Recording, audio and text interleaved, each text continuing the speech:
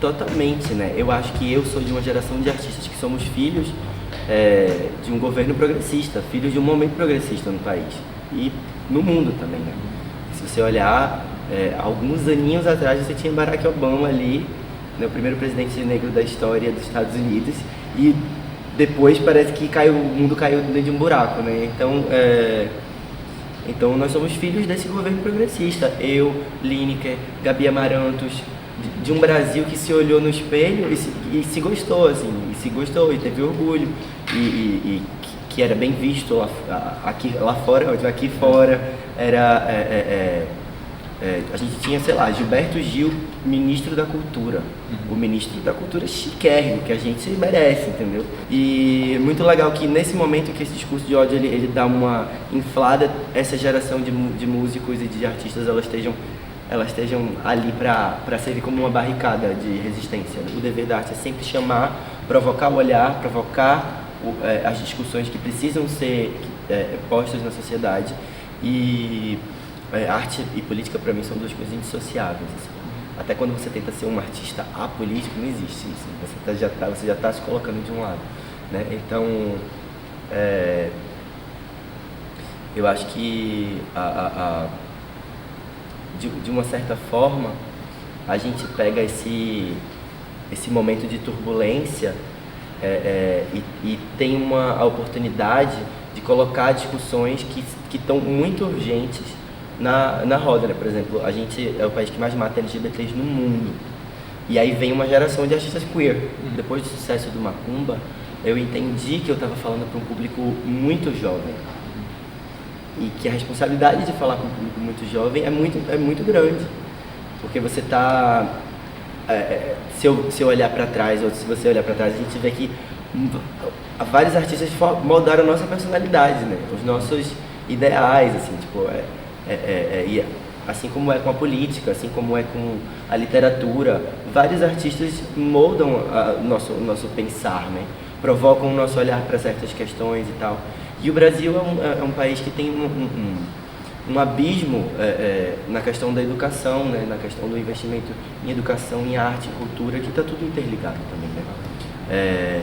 Então, a arte popular, ela sempre serviu muito como uma maneira de provocar essas questões, de provocar o olhar da sociedade brasileira para discutir esses tabus e dogmas, porque apesar da imagem que a gente vende de carnaval e sexualidade e samba e caipirinha e bunda, a gente não é nada disso. A gente é uma sociedade ultraconservadora, religiosa, e autoritária. O Brasil ele tem um apreço pelo autoritarismo, o brasileiro em geral. Ele, no século XVIII o Brasil queria ser a França, no século XX ele queria ser os Estados Unidos, mas o Brasil nunca quer ser ele mesmo. Né?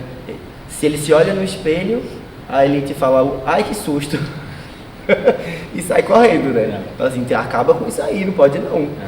Entendeu? Então,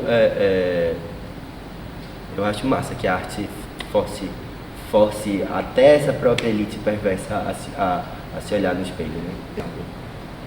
Eu acho que o que está acontecendo é que...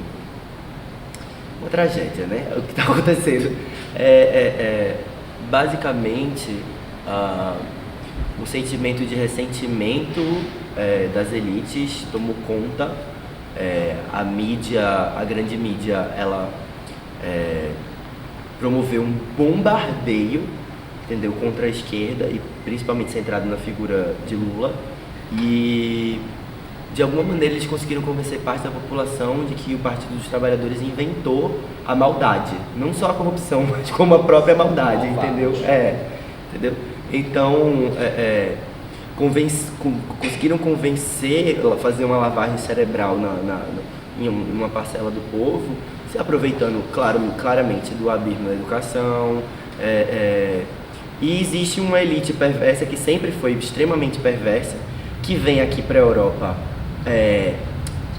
sabe, passar férias ou comprar uma casa aqui para aproveitar o bem-estar social que existe aqui, mas que jamais permitiria que houvesse esse bem-estar social no Brasil, entendeu?